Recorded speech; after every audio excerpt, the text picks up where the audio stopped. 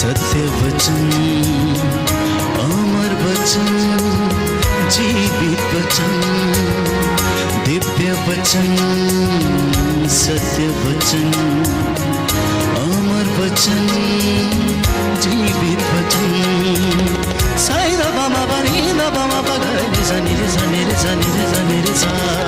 दिव्य वचन, सत्य वचन, अमर वचन, जीवित वचन, दिव्य वचन, दिव्य वचन।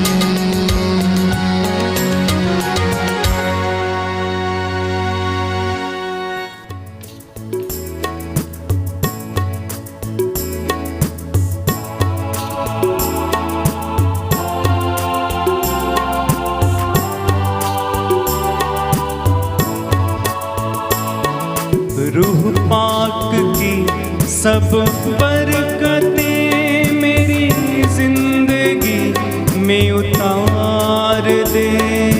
रूह पाक की सब बरकतें मेरी जिंदगी में उतार दे।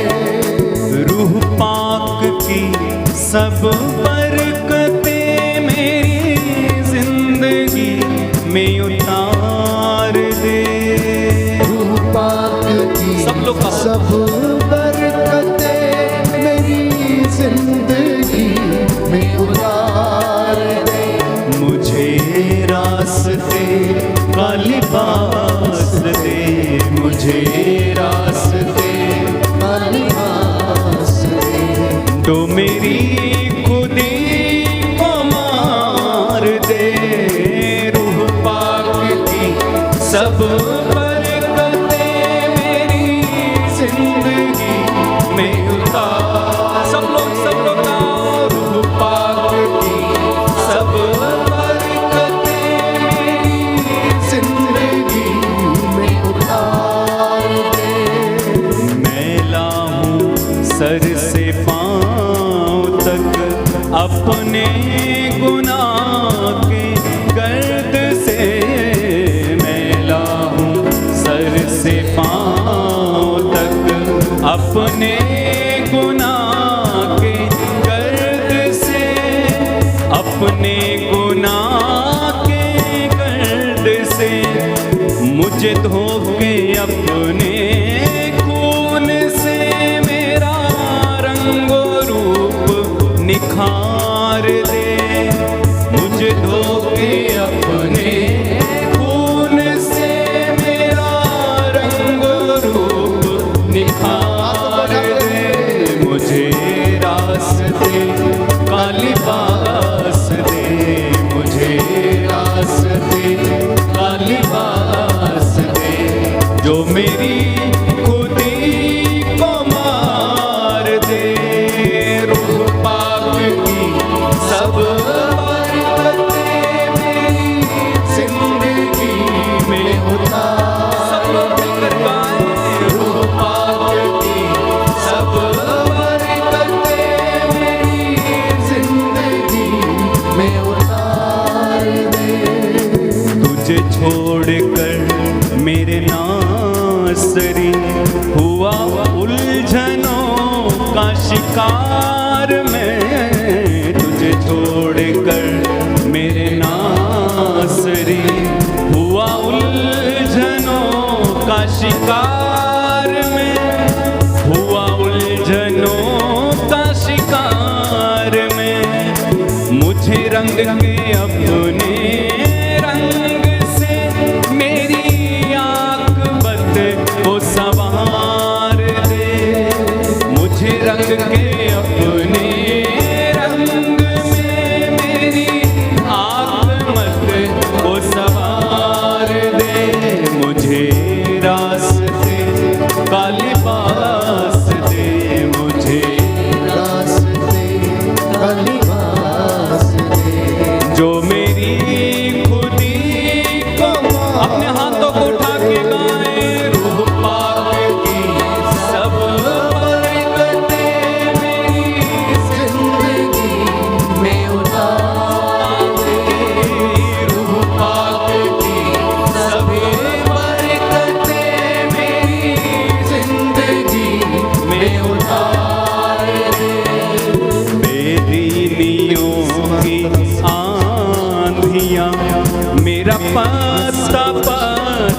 गिरा गई बेदीनियों की आंधियां, मेरा पत्ता पत्ता गिरा गई, मेरा पत्ता पत्ता गिरा गई।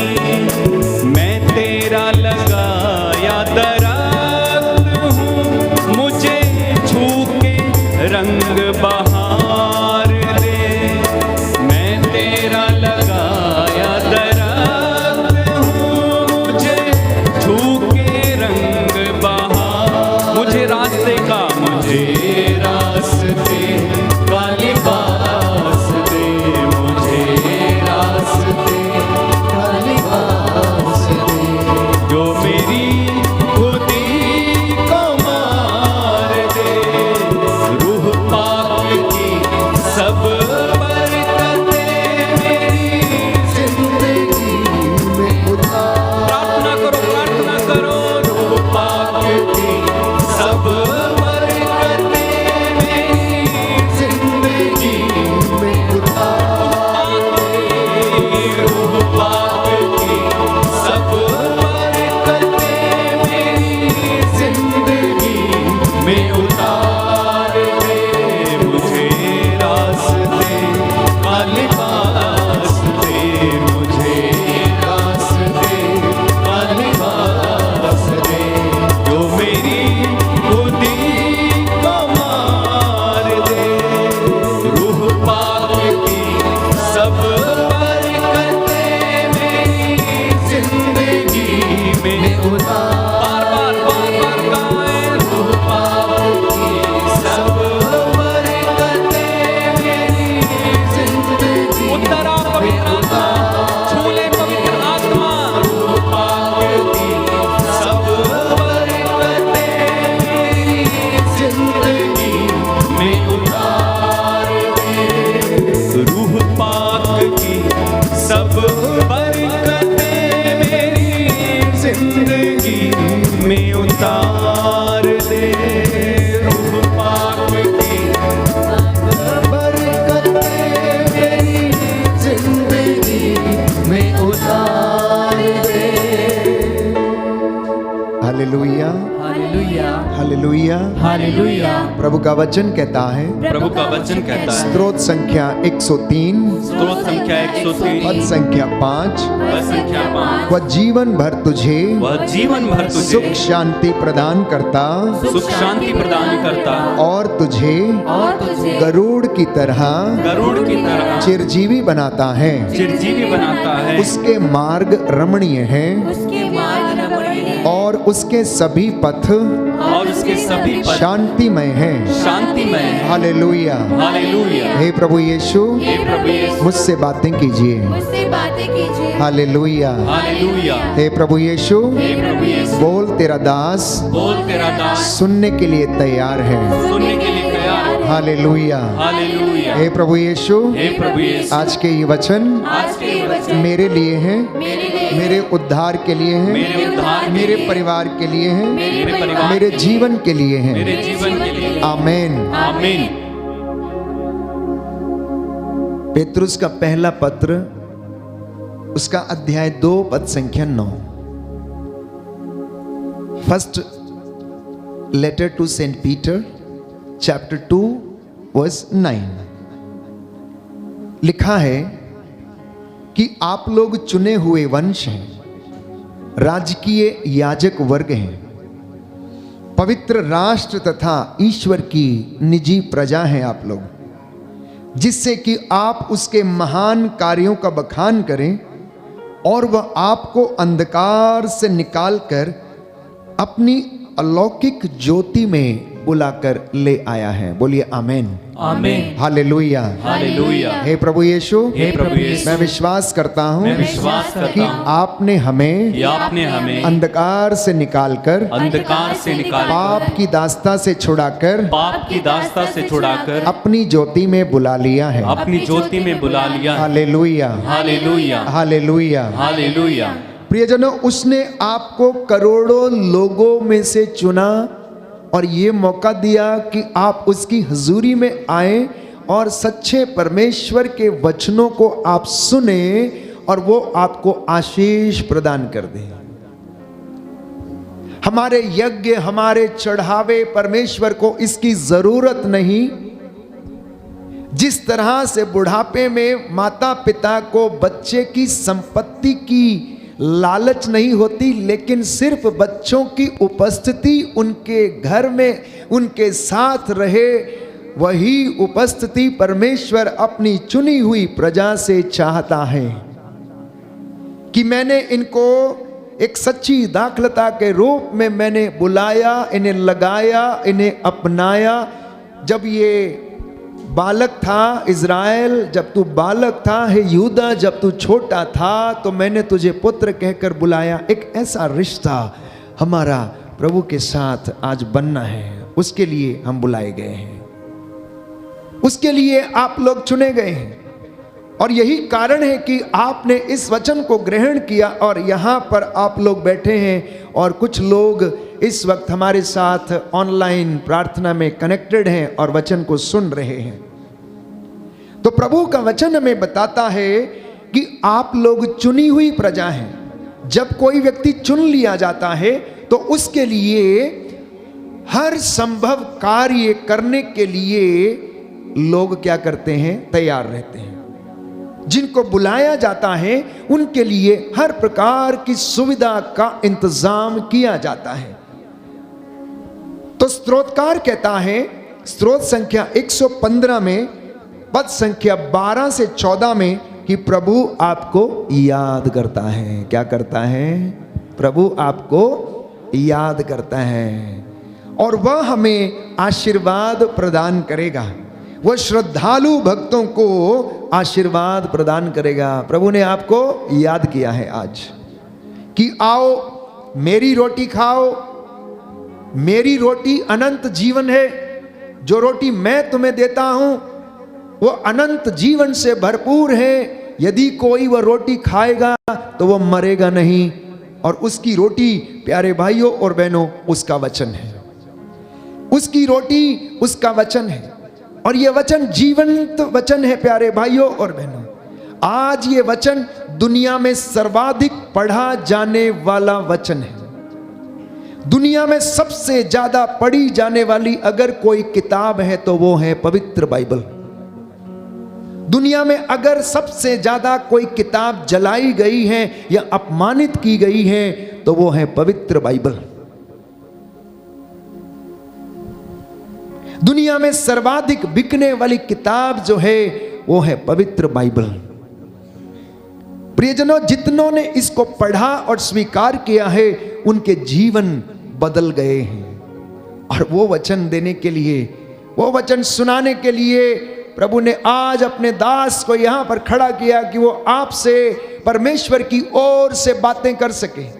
ये मेरे शब्द नहीं परंतु परमेश्वर के ये शब्द हैं कि वो आपको आज आशीर्वाद देना चाहता है, आपको मन की शांति देना चाहता। मैं जानता हूं आप में से बहुत सारे लोग हैं जो अशांत हैं, जिनके जीवन में शांति नहीं है, बहुत बेचैनी है, हृदय में शांति नहीं है, बहुत बेचैनी है, आत्मिक शांति नहीं है। कुछ करना चाहते हैं लेकिन होता नहीं है, पारिवारिक शांति नहीं है, समाज में शांति नहीं है और आपके और हमारे आस पड़ोस में भी शांति नहीं है। तो ऐसी परिस्थिति में परमेश्वर का वचन हमें याद दिलाता है लेवी के ग्रंथ अध्याय 26 पद संख्या 6 में कि मैं देश भर में शांति बनाए रखूंगा। बोलिए आमीन, हालेलुया, हालेलुया। जिससे कि तुम लोग, कहता है, निर्भय होकर सो सको। परमेश्वर का वादा सुनिए। आपको उसने चुना, आपको उसने बुलाया, आपको वो याद करता है, आपको वो आशीर्वाद देता है और आपके प्रांतों में आशीर्वाद बनाए रखता है, शांति बनाए रखता है, जिससे कि आप रात्रि में निर्भय होकर सो सकें। बोलिए आमीन, आमीन, हालेलुया, हालेलुया। प्रभु का वचन कहता है, प्रभु का वचन कहता मैं है, देश भर में शांति बनाए रखूंगा, मैं तेरे घर में शांति बनाए जिससे रखूंगा, तुम निर्भय होकर जिससे तुम निर्भय होकर सुख की नींद सो सको। सुख की नींद सो सको। Hallelujah, hallelujah, hallelujah, hallelujah. Hallelujah.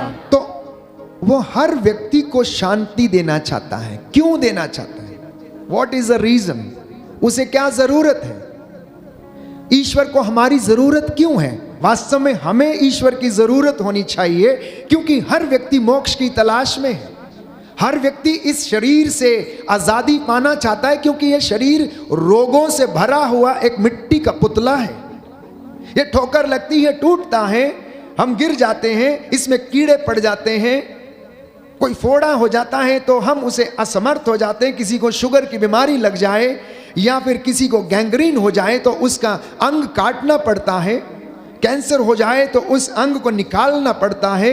ये मिट्टी का पुतला अनेक प्रकार की इन तमाम रोगों से और बुराइयों से भरा हुआ है, और इंसान इस पे कितना गर्व करता है, कितना घमंड करता है, जैसा कि ये सदा के लिए ऐसा ही रहेगा।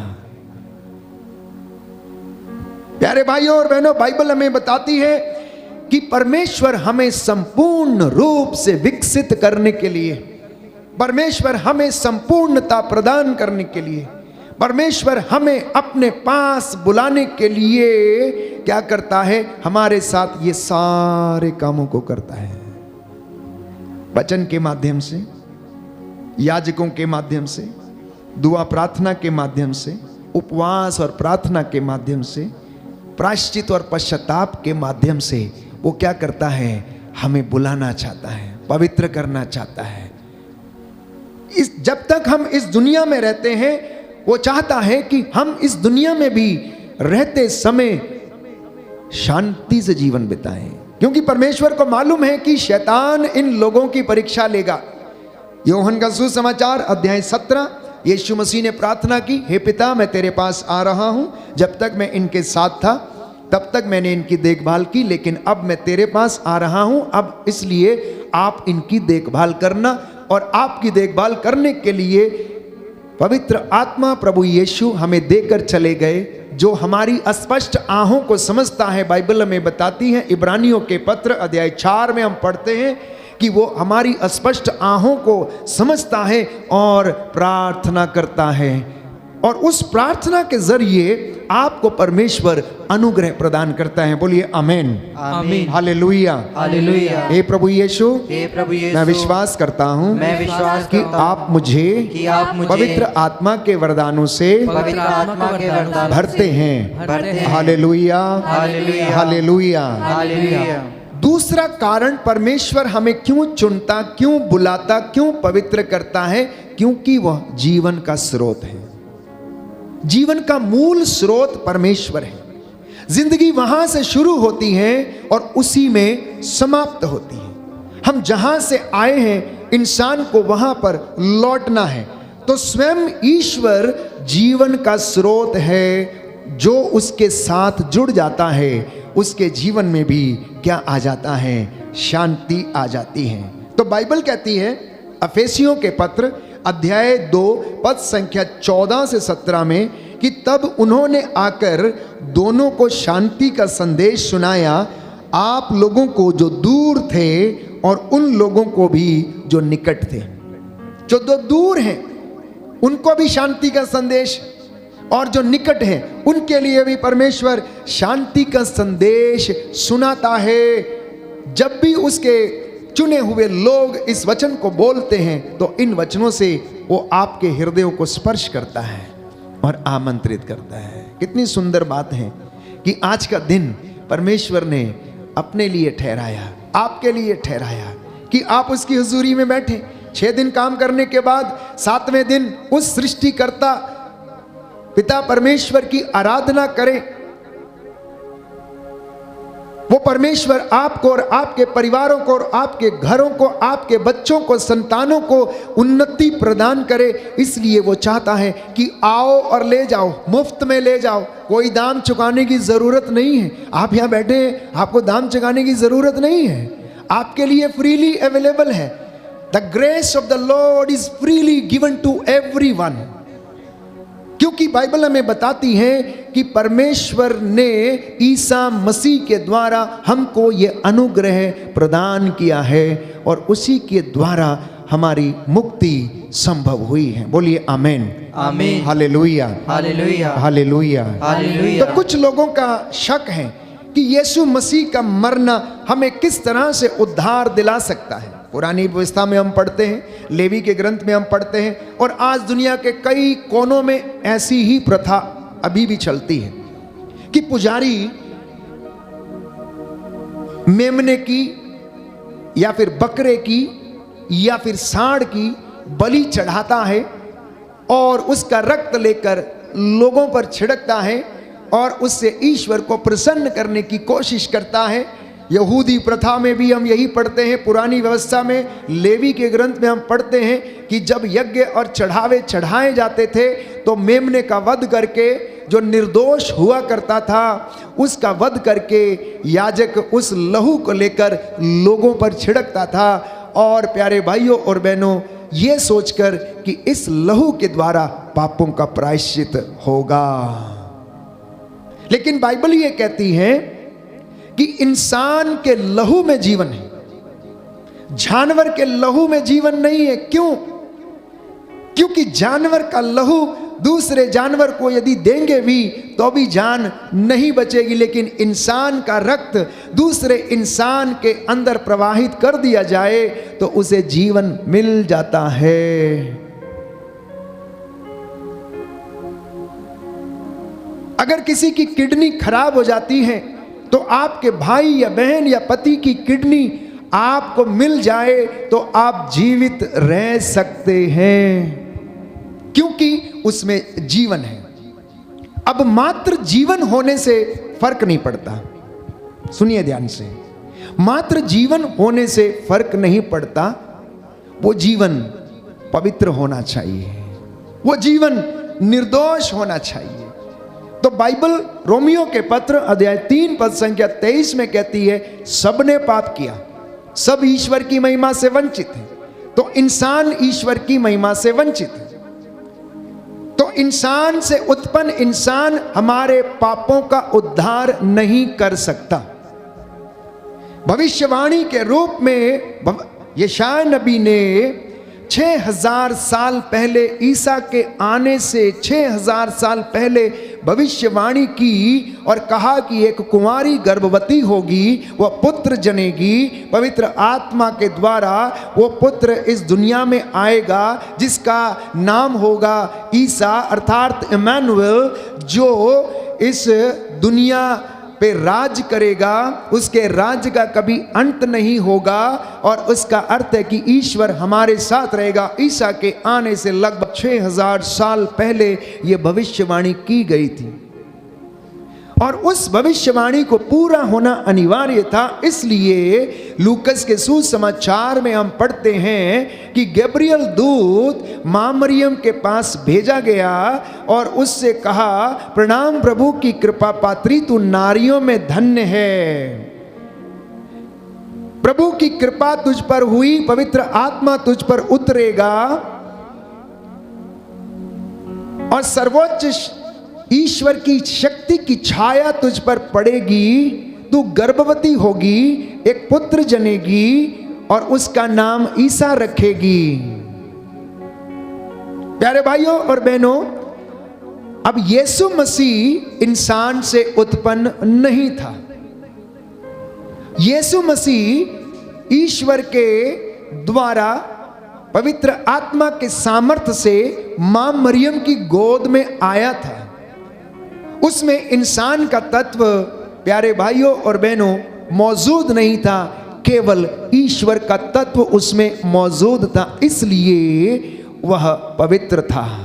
हालांकि वह इंसानी रूप में था, लेकिन उसमें प्यारे भाइयों और बहनों, जैसे बच्चे की जन्म के लिए 2 क्रोमोसोम्स क्या होते हैं, रिस्पॉन्सिबल होते हैं, एक्स और वाई, लेकिन यीशु मसीह के लहू में शोधकर्ताओं ने शोध किया कि उसके लहू में, प्यारे भाइयों और बहनों, एक ही क्रोमोसोम था।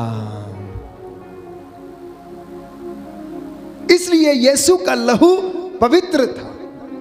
और जब किसी पवित्र व्यक्ति की, निर्दोष व्यक्ति की बलि चढ़ाई जाएगी तो पापों की क्षमा तभी मिलेगी।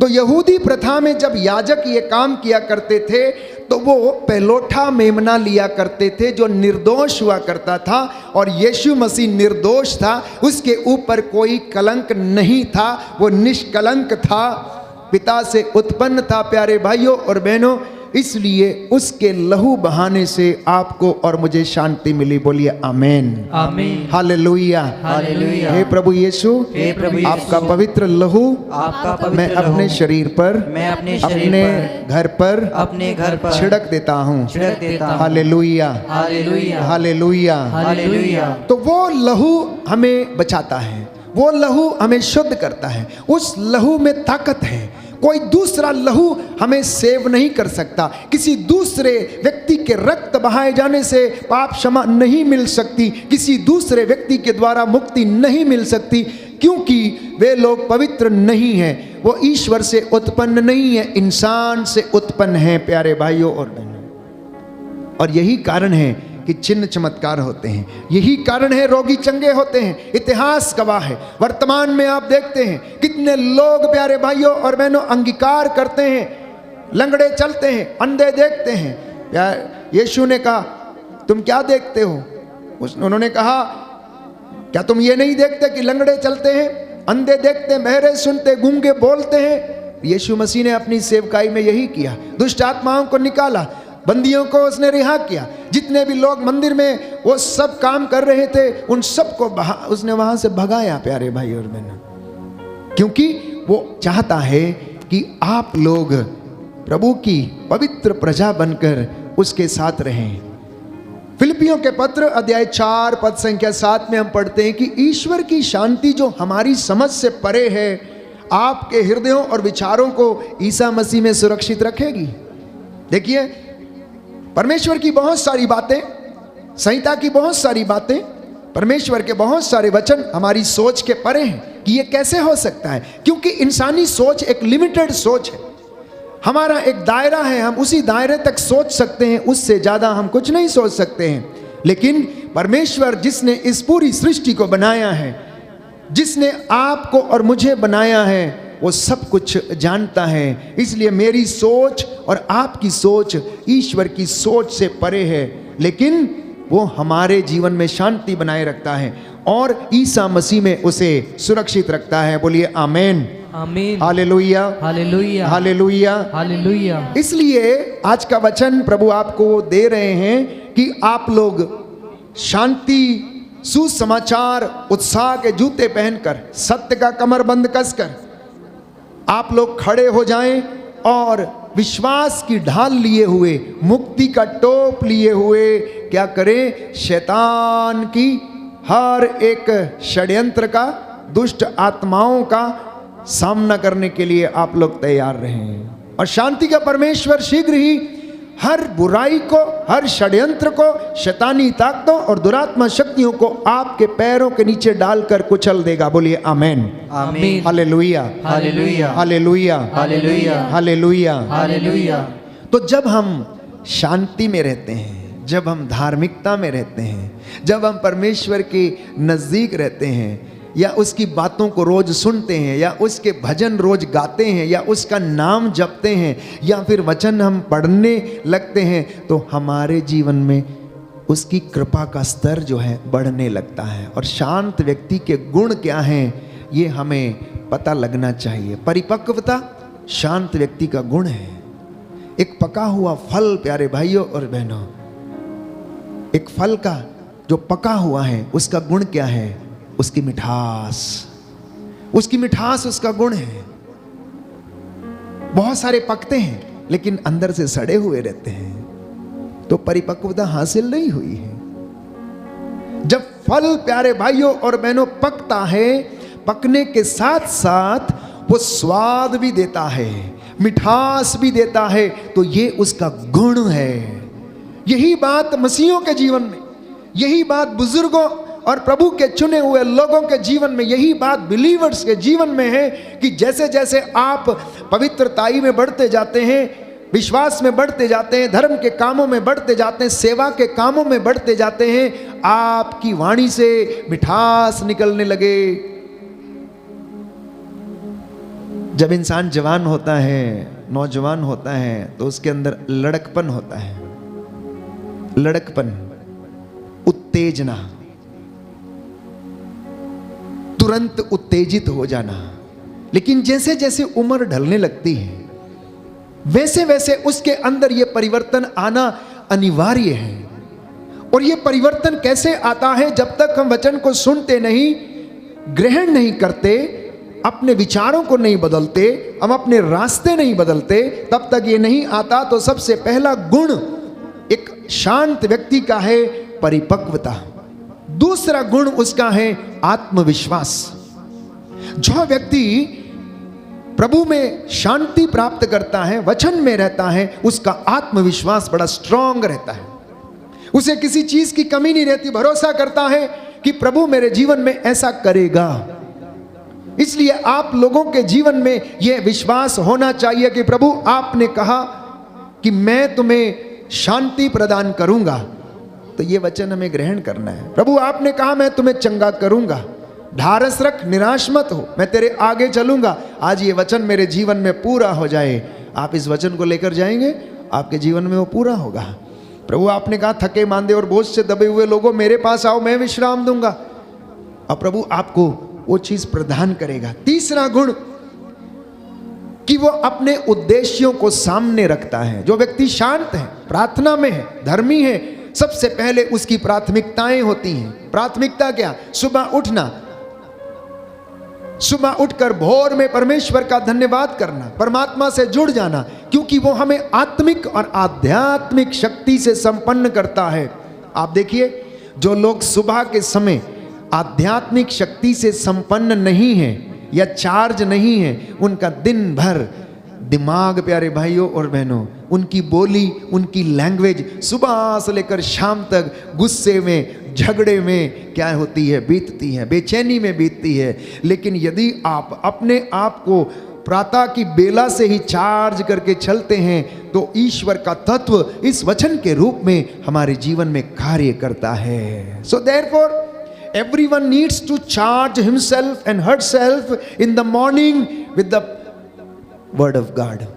हर व्यक्ति को सुबह उठकर परमेश्वर का भजन गाना, नाम जप करना और उसकी वाणी को ग्रहण करने की आवश्यकता है। उसके बाद अपने रोजमर्रा की जिंदगी में कामों को करने की आपको आशीष मिलेगी। चौथी बात, विनम्रता उसके जीवन में झलकती है। जो व्यक्ति धर्मी है, जो व्यक्ति सच्चा है, जो झूठ नहीं बोलता, विनम्रता उसके जीवन में झलकती है। पांचवी बात कि वह सर्वगुण संपन्न व्यक्ति के रूप में उभरने लगता है। अनेक गुण उसके जीवन में आते हैं क्योंकि परमेश्वर की शांति उसके जीवन में और परिवार में बनी रहती है। वो घमंडी नहीं बनता है, अहंकारी नहीं होता है, वो लालच नहीं करता है। इसके विपरीत प्यारे भाइयों और बहनों, जो व्यक्ति अशांत रहता है, उसका स्वभाव देखिए कैसा रहता है। जीवन का उद्देश्य उसे ऐसा लगता है जैसे समाप्त हो गया। अशांत व्यक्ति को ऐसा लगता है सब कुछ खत्म हो गया, हम बर्बाद हो गए, हम लुट गए, हमारा घर लुट गया, हमारा ये खो गया, हमारा वो खो गया, और ऐसा लगता है सब कुछ समाप्त हो गया। नहीं, जब आप ऐसा सोचते हैं कि सब कुछ समाप्त हो गया, वहीं से एक नई जिंदगी की शुरुआत होने लगती है। अगर आप भरोसा करेंगे, जो व्यक्ति अशांत है उसके मानसिक स्तर, उसका शारीरिक स्तर और उसका भावनात्मक स्तर में बड़ी हलचल रहती है। इमोशनली वीक रहता है, फिजिकली भी वीक रहता है, बीमारियों से ग्रसित रहता है और मेंटली भी वीक रहता है। सोच नहीं पाता है, याद नहीं कर सकता है, याददाश्त उसकी समाप्त हो जाती है। करना कुछ चाहता है, करता कुछ है, और निर्णय लेने में वो प्यारे भाइयों और बहनों बहुत ज़्यादा कमज़ोर हो जाता। हालेलुया, हालेलुया दाहिना हाथ उठाकर बोलेंगे हालेलुया। हालेलुया। हे प्रभु यीशु, हे प्रभु यीशु, मुझे इन तमाम गुणों से मुझे इन तमाम गुणों से संपन्न कीजिए। संपन्न कीजिए। हालेलुया। हालेलुया। आइए प्रभु यीशु, आइए प्रभु यीशु, मेरी जिंदगी में, मेरी जिंदगी मेरे में, जीवन में, मेरे जीवन मेरे में, व्यक्तिगत जीवन मेरे में व्यक्तिगत जीवन में शांति प्रदान कीजिए। शांति प्रदान कीजिए। हालेलुया। हालेलुया। हालेलुया। हालेलुया। अशांत व्यक्ति में हमेशा बदले की भावना रहती है, ईर्ष्या की भावना रहती है, लोगों को गिराने की उसके विचार रहते हैं, इसलिए वो अशांत रहता है।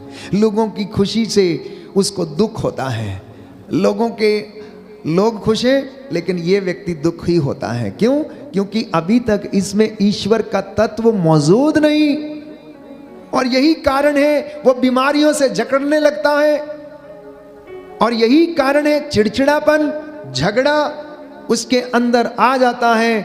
जिंदगी में स्थिरता नहीं रहती है, समस्याओं का सामना नहीं कर पाता है, उनसे दूर भागता है। याद रखिए, अगर आप समस्याओं से दूर भागेंगे तो समस्याएं आपका पीछा करेंगी, आपको छोड़ेंगी नहीं, और आप अल्प विश्वासी हो जाएंगे और जिंदगी में ऐसा लगेगा सब कुछ समाप्त हो गया है। इसलिए प्रभु का वचन कहता है, झूठ मत बोलो, ईर्ष्या करना छोड़ दो, सत्य का कमरबंद कसो, शांति, सुसमाचार, उत्साह के जूते पहनो, विश्वास की ढाल लेकर खड़े हो जाओ। क्योंकि हमारी लड़ाई लोगों से नहीं है, हमारी लड़ाई किसी मनुष्य से नहीं है, आकाश की दुष्ट आत्माओं से, संसार के अधिपतियों से है, शैतानी दुरात्मा शक्तियों से हमारी लड़ाई है, जो दिन रात हमें परमेश्वर से दूर करने के लिए लगी रहती हैं। हालेलुया। हालेलुया। हालेलुया। हालेलुया। तो हमें क्या करना चाहिए? हमें क्या करना चाहिए? प्रभु कहता है, ओ मेरी चुनी हुई प्रजा, ओ मेरे बेटे, ओ मेरी बेटी, तू जीना चाहता है, तू शांति चाहता है, आजा मेरे पास आ। देख, जीवन का स्रोत मैं हूँ, आदि मैं हूँ, अंत में हूँ, अल्फा में हूँ, ओमेगा में हूँ। यदि तू मेरे पास आएगा अंधकार में कभी नहीं भटकेगा। प्यारे भाइयों और बहनों, प्रभु ने कहा, जिनको मैंने चुन लिया है और जो मेरे साथ हैं वो हमेशा अनंत काल तक जीवित रहेंगे। हम एक सुंदर गीत गाएंगे और प्रभु की महिमा करेंगे, और उसके बाद हम आज प्रभु से मशवरा करेंगे कि प्रभु हमें क्या करना चाहिए। हमें बताइए प्रभु वचन के माध्यम से कि प्रभु मेरे जीवन में शांति कैसे आ सकती है, माता पिता और बच्चों में शांति कैसे आ सकती, भाई बहनों में कैसे वो प्रेम पनप सकता है। बहुत सारी बातें, व्यवहारिक बातें तो ना जाने कितनी है, मैं कितनी आपको गिना सकता हूँ व्यवहारिक रूप से कि आप ऐसा करो तो ऐसा हो जाएगा, वैसा करो तो वैसा हो जाएगा, ऐसा करो तो वैसा करो। लेकिन बाइबल क्या कहती है कि परमेश्वर हमसे क्या चाहता है कि हम क्या करें, और ईश्वर की आशीष और उसका अनुग्रह हमारे जीवन में आ जाए।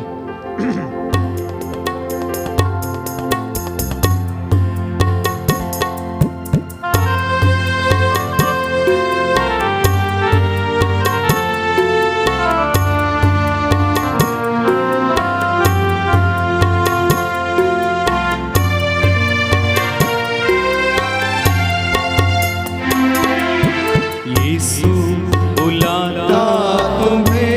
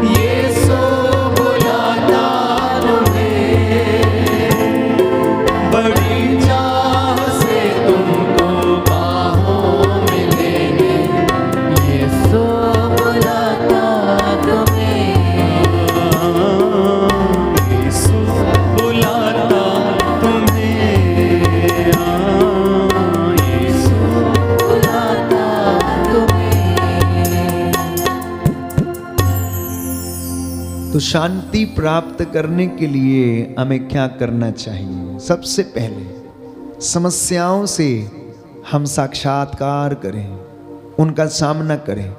आपकी समस्याओं का हल आपसे उतनी दूर है जितने आपके जमीन से घुटने दूर हैं।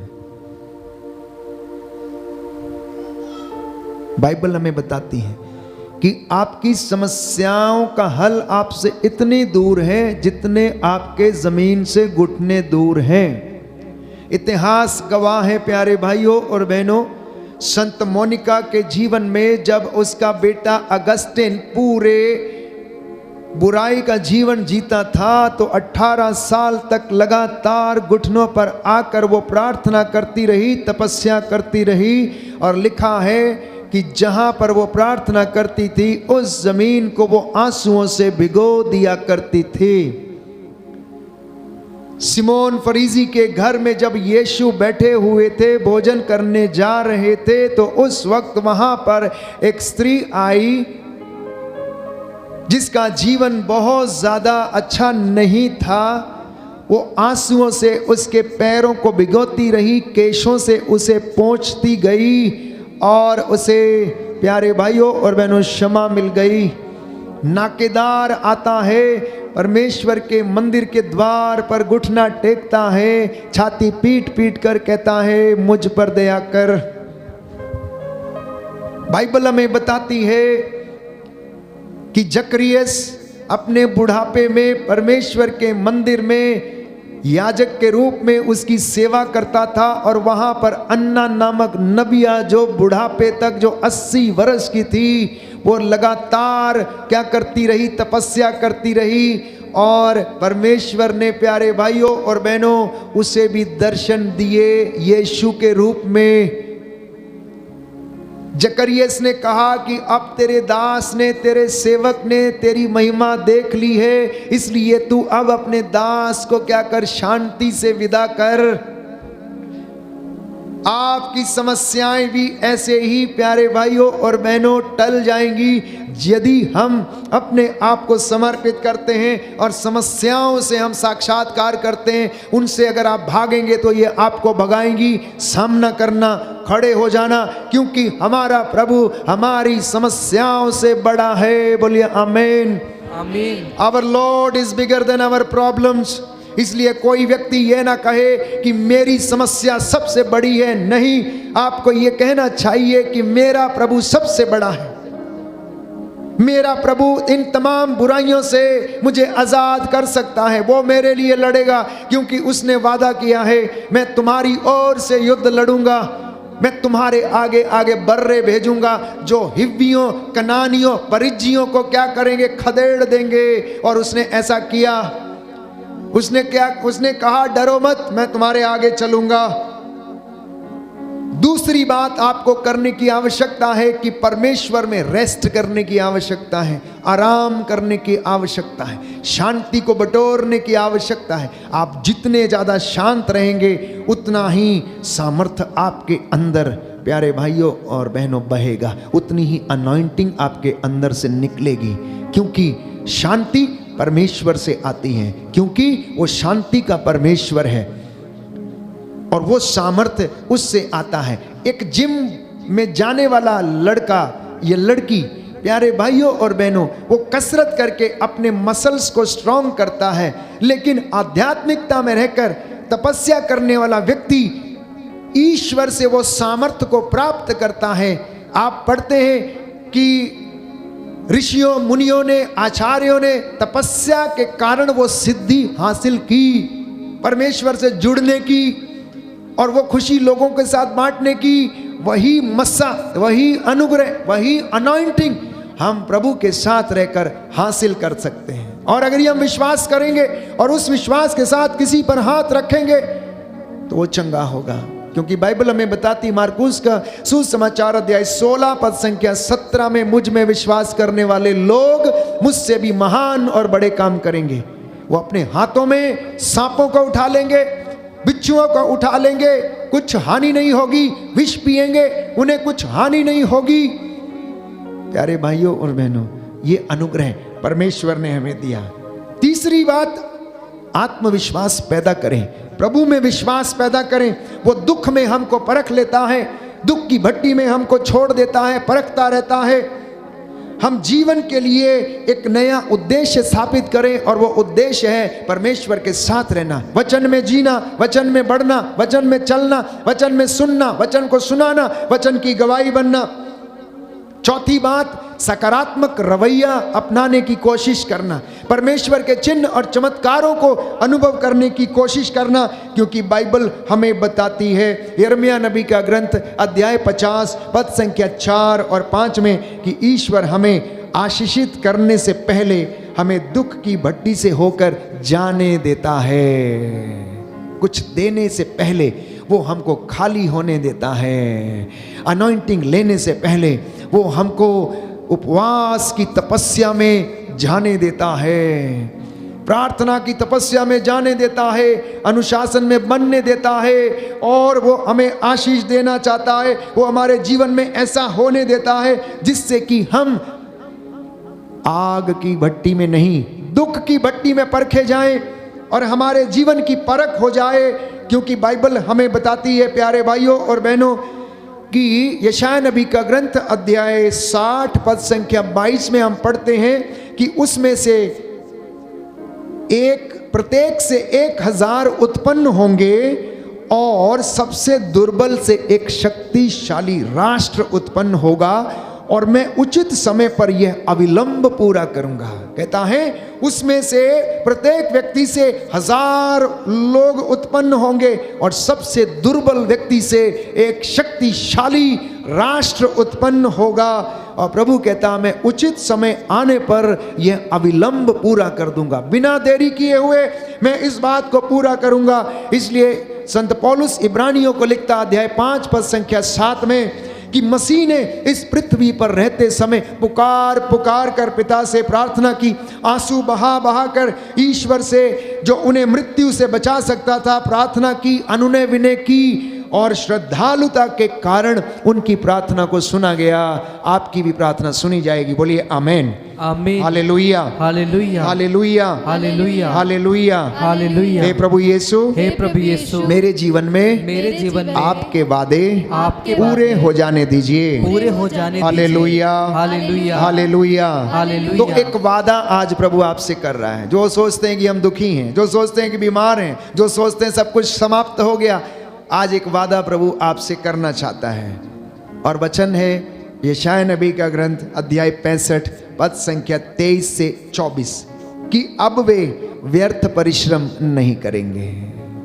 कहता है अब ये लोग व्यर्थ परिश्रम नहीं करेंगे, इनकी संतानें दुर्दिन नहीं देखेंगी, प्रभु का आशीर्वाद इन पर और इनके वंशजों पर बना रहेगा, बशर्ते कि ये मेरी आज्ञाओं पर चलने वाले बन जाएं, बशर्ते कि ये मेरे वचनों को ग्रहण करें, बशर्ते कि ये ईमानदार रहें, बशर्ते कि ये झूठ ना बोलें, चोरी ना करें, हत्या ना करें, ईर्ष्या ना करें, घमंड ना करें, तो इनकी संतानें उन्नति देखेगी, दुर्दिन नहीं देखेगी, और मैं इनके साथ किए हुए वादों को पूरा करूंगा। बोलिए आमीन, आमीन। खाली संतानें नहीं, आने वाले वंशज भी आपके आशीर्वाद प्राप्त करेंगे, आपके नाती पोते, उनके बच्चे, और आगे उनके नाती पोते और उनके बच्चे, आने वाली पीढ़ियां प्यारे भाइयों और बहनों ईश्वर की महिमा देखेंगी। इसलिए प्रयत्न करना, प्रार्थना करना, जुड़ जाना, क्योंकि जुड़ने में आनंद है, उसे देखने में आनंद है। जो उसकी ओर दृष्टि लगाता आनंदित रहता है, वो निराश नहीं होता, उनके घर सदा भरे पूरे रहते हैं, उन्हें किसी चीज़ की कमी नहीं रहती है, क्योंकि वह उनके देखते देखते उनके लिए खाने की मेज सजाता है और उनके सिर पर तेल का विलेपन करता है, उनके प्याले लबालब भर देता है, क्योंकि उन्हें उसकी लाठी और सोटे पर भरोसा है। चाहे अंधकार की घाटी से होकर जाना क्यों ना पड़े, वो शंका नहीं करते, वो निडर रहते हैं, चलते जाते हैं, चलते जाते हैं, वो उनके लिए प्रबंध करेगा। बोलिए आमीन, आमीन। तो आज एक दूसरा वादा प्रभु आपसे करता है कि मैं इनके लिए प्रबंध करूंगा। बोलिए आमीन, आमीन। क्योंकि उसने बाइबल हमें बताती हैं इब्राहिम के लिए प्रबंध किया, अपनी प्रजा के लिए प्रबंध किया, इजराइलियों के लिए प्रबंध किया। कहता है इनके दुहाई देने से पहले मैं इन्हें उत्तर दूंगा, इनकी प्रार्थना पूरी होने से पहले मैं उसे स्वीकार करूंगा। आप और आपके बच्चे ईश्वर के चिन्ह और प्रतीक हैं, इसलिए उनको दुर्दिन कभी नहीं देखने देगा। बोलिए आमीन, आमीन, हालेलुया, हालेलुया। एक आशीष प्रभु आज वचन के द्वारा देना चाहता है। अपने दास के मुख से इस वचन के द्वारा आपको ये आशीष देना चाहता है। यशायाह नबी का ग्रंथ अध्याय 58 पद संख्या 11। याद रखिए, इन वचनों को लेकर जाना, साथ में इनको बोलना। प्रभु आज आपने ये वचन दिया, प्रभु आज ये वचन मेरे जीवन में, परिवार में पूरा हो जाए कि प्रभु तुम्हारा निरंतर पथ प्रदर्शन करेगा। आज जो निर्णय लेंगे यीशु में लेंगे वो पूरे होंगे, असफल नहीं होंगे। आप जो भी निश्चय करेंगे वो परमेश्वर उसे पूरा करेगा। और क्योंकि अध्याय 58 यशायाह नबी का ग्रंथ पद संख्या 11 बाइबल इस बात को प्रमाणित करती है कि वो आज आपका पथ प्रदर्शन करेगा, तुम्हें मरुभूमि में तृप्त करेगा। मतलब अगर तुम्हारी कंगाली में आटा गीला है तो तब भी वो तुम्हारे लिए प्रबंध करेगा, क्योंकि उसने सरप्ता की विधवा के लिए एलीशा के द्वारा प्रबंध किया। याद रखिएगा, अकाल पड़ा था, उसके पास कुछ भी नहीं था, एक मुट्ठी आटा था, थोड़ा सा कुप्पी में तेल था और पूरे अकाल में उसके पास कुछ नहीं था। उसकी कंगाली में मानो आटा गीला ही था, कुछ भी नहीं था। उसका बेटा और वो खाकर मर जाने वाले थे, लेकिन प्रभु ने सरप्ता की विधवा के लिए प्रबंध किया, तो आपके लिए क्यों ना करेगा। बोलिए आमीन, आमीन। इन वचनों को रिसीव करके जाना, इन वचनों को ग्रहण करना प्यारे भाइयों और बहनों।